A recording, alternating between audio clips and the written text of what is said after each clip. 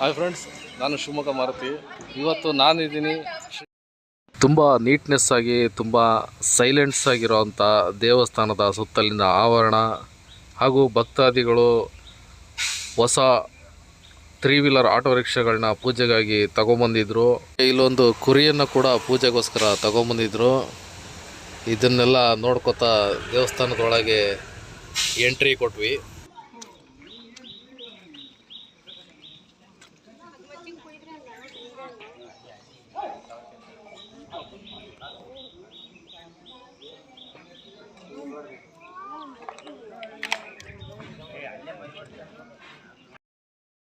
ಕಂಡುಗದ ಕರಿಯಮ್ಮ ದೇವಿ ದೇವಸ್ಥಾನ ಗುಮ್ನಹಳ್ಳಿ, ಇದು ಶಿರಾ ತಾಲೂಕಲ್ಲಿರೋ ಅಂಥದ್ದು.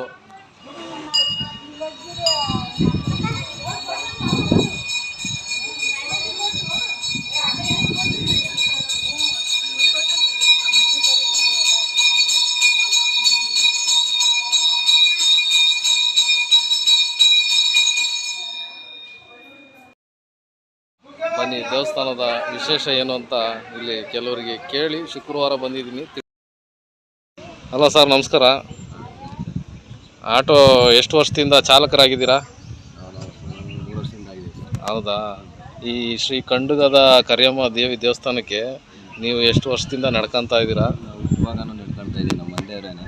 ನಿಮ್ಮ ಮಂದೇವ್ರೇ ಈ ದೇವಿನೇನಾ? ರೆಡ್ಡಿ ಸುತ್ತಮುತ್ತ ಏನಿರ್ತೀವಿ. ಪೂಜೆ ಎಲ್ಲ ಯಾವತ್ತು ನಡೆಯುತ್ತೆ? ಶುಕ್ರವಾರ ಪೂಜೆ ನಡೆಯುತ್ತೆ. ಹಾಂ, ಬೆಳಗಿಂದ ಸಾಯಂಕಾಲ. ನೀವು ಅಂದ್ಕೊಂಡಿದ್ದೆಲ್ಲ ಆಗಿದೆಯಾ? ಅಂದ್ಕೊಂಡಿದ್ದೆಲ್ಲ ಆಗಿದೆ. ಈ ಬಿಡ್ಜಿ ಬೈಪಾಸ್ ಆಗ್ಬೇಕಾದ್ರೆ ಮೇಲ್ಗಡೆ ದಾರಿ ಬಿಡಲಿಲ್ಲ ಅನ್ನೋದಕ್ಕೆ ದಾರಿ ಬಿಡಿಸ್ಕೊಂಡೈತೆ. ಇಂಜಿನಿಯರ್ ಮನುಷ್ಯನಾಗಿ ದಾರಿ ಬಿಡಿಸಿದ್ದಾರೆ. ರೋಡ್ ಮಾಡಿಸಿ ಕೊಟ್ಟಿರೋದು. ಬಿಡ್ಜಿ ಕೆಳಗಡೆ ಹೋಗಲ್ಲ, ಮೇಲ್ಗಡೆನೇ ಹೋಗ್ಬೇಕು. ಅಂಡರ್ ಗ್ರೌಂಡ್ ಹೋಗಲ್ಲ ಅಂತ. ಒಂದು ಕೆಳಗಡೆ ಇದೆ, ಮುಣೆ ಇದೆ. ಅದು ಫುಲ್ ಸ್ಟ್ರಾಂಗ್ ಹೆವಿ. ಬಲಿ ಜಾಸ್ತಿ ಕೇಳಿದೆ ಅಂತ ಹೇಳಿ ಅದನ್ನು ಇನ್ನೊಂದು ಇದು ಮಾಡಿದ್ದೀವಿ. ಗೆಳೆಯರೆ, ನೀವು ಮಾರ್ಸ್ ಮಾರುತಿ ಯೂಟ್ಯೂಬ್ ಚಾನಲ್ನ ಫಸ್ಟ್ ಟೈಮ್ ನೋಡ್ತಾ ಇದ್ದರೆ ಕೆಳಗೆ ರೆಡ್ ಕಲರ್ ಸಬ್ಸ್ಕ್ರೈಬ್ ಬಟನ್ನ ಪ್ರೆಸ್ ಮಾಡ್ಕೊಳ್ಳಿ. ಹಾಗೆ ಪಕ್ಕದಲ್ಲಿರೋ ಬೆಲ್ಲೈಕನ್ ಕ್ಲಿಕ್ ಮಾಡಿ. ಈಗ ನೀವು ನಿರಂತರ ನಮ್ಮ ಟಚ್ನಲ್ಲಿ ಇರ್ಬೋದು.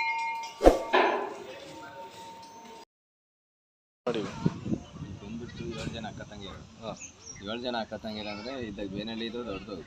ಆಮೇಲೆ ಕಡೆಗೆರೆ, ಗುಮ್ನಹಳ್ಳಿ ಕರಿಯಮ್ಮ, ಈ ಕಡೆ ಗುಂಗನಹಳ್ಳಿ, ಈ ಕಡೆ ಇದು ಮುಖಪಟ್ಟು ಸೈಡ್ ಒಂದು. ಒಟ್ಟಿಗೆ 7 ಜನ ಅಕ್ಕ ತಂಗಿಯರು ಇರೋದು.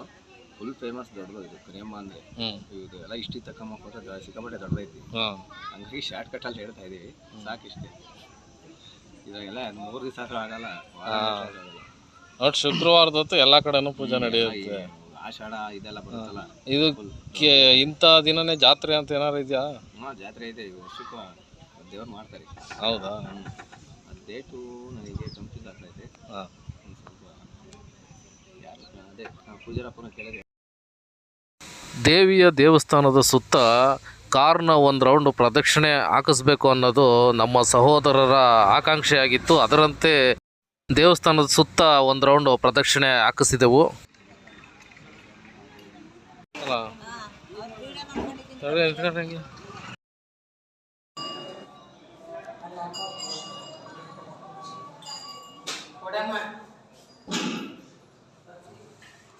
ಬಾಯ್ಪಟ್ಟೆ ಕೇಳಿದ್ರೆ ಬಾಯ್ಪಟ್ಟೆ ಕೊಡಬೇಕು.